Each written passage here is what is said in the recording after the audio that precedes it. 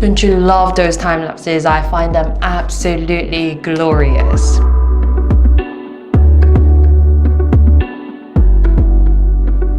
So hi guys, I'm Young and today I'm back with DJI Pocket 2. In fact, I have been using it quite vigorously in last couple of videos where I was reviewing other products. So while I've been often using Pocket 2, I thought, it's about time that I give my long-term review, my honest review about using DJI Pocket 2, because this device has been out in the market since like October, November last year. But today it's all about my actual usage of this camera over the last 7 months. So I want to share with you guys 4 things that I absolutely love about this camera, and also 4 things that I think DJI can improve in the next iteration, supposedly Pocket 3 of the camera. So the first thing that I absolutely love about this camera, as I've shown you at the very beginning of the video, is the motion time lapse. So whenever I take DJI Pocket 2 with me to a beautiful location, especially in nice weather, I make sure that I actually get this thing working for motion time lapse. However, one thing that they could improve on the next iteration is,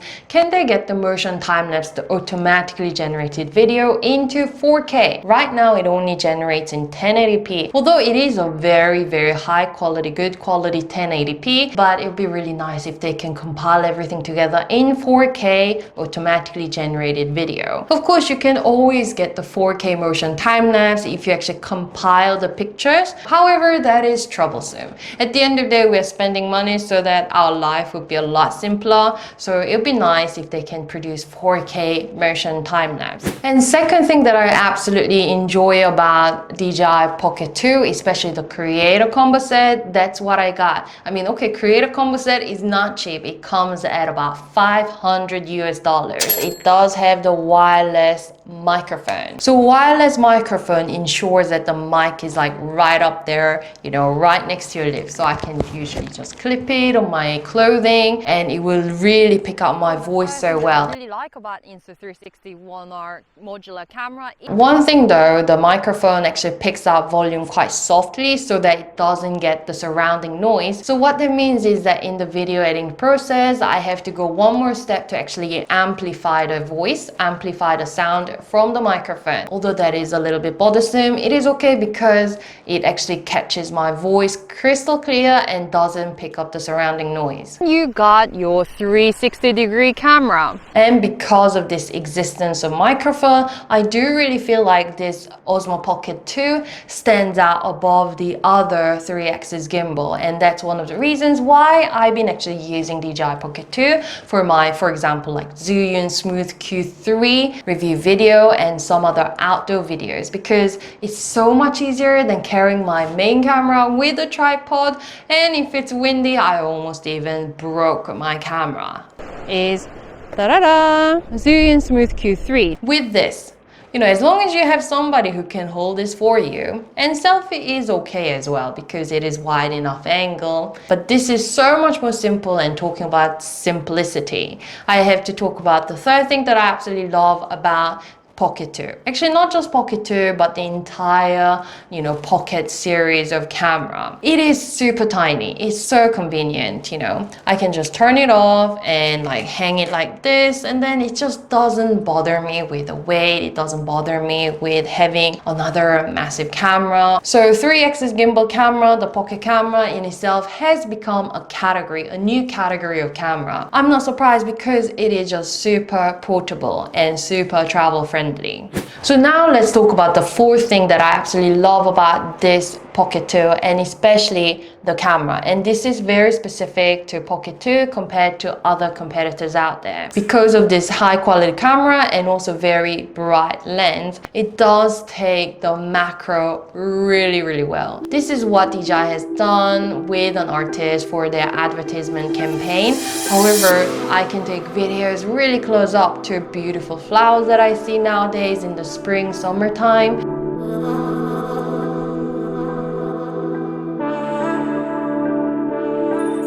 But with all the good things, I have to say there are some negatives that I do want to talk about. And the first thing that I actually do not like about this Pocket 2 is that it somehow doesn't film my face in a very flattering way.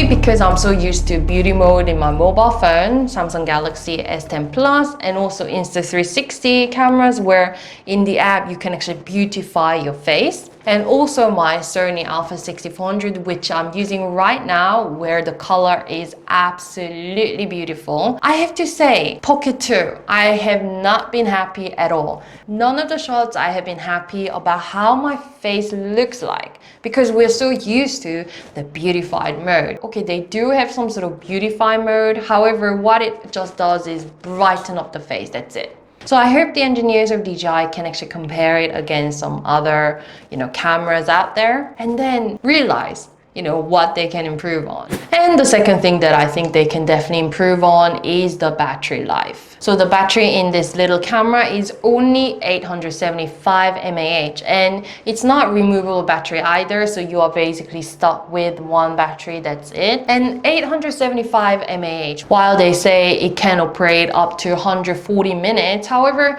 when I'm using it a lot for motion time lapses, and especially, if you want to get those beautiful motion time lapses that can be compiled into, a piece of art, then you definitely need several motion time lapses which can come together. And last time I used it, I think I could only get about like 3 or 4 motion time lapses that's taken with like sort of 20-30 minutes duration. So that's not quite enough. So since I paid for the whole package like $500, I definitely want to expect more than 875 mAh here. This is more than 4000 mAh. So the size, the size. And the third thing that I really hope DJI engineers can hear me is the tripod.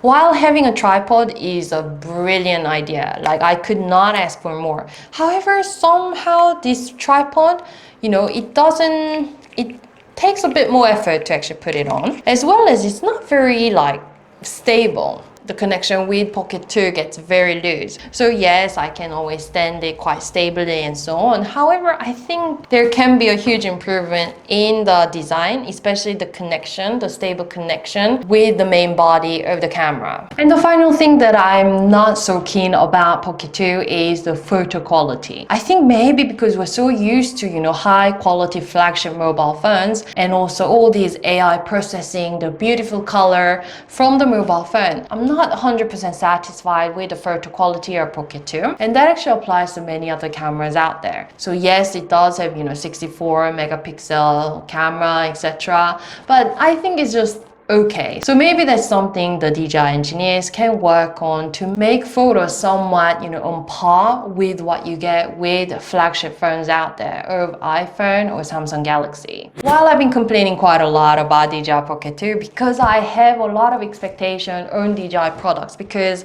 DJI is one of my favorite brands, and they also charge premium for their product, because I must say, it is better built than many other sort of cheaper alternatives out there. But with all the complaints, I must say, this is definitely my go-to camera for my outdoor review videos, because it's just so simple, 4K camera quality, while, my face doesn't look the best compared to some other action cameras out there.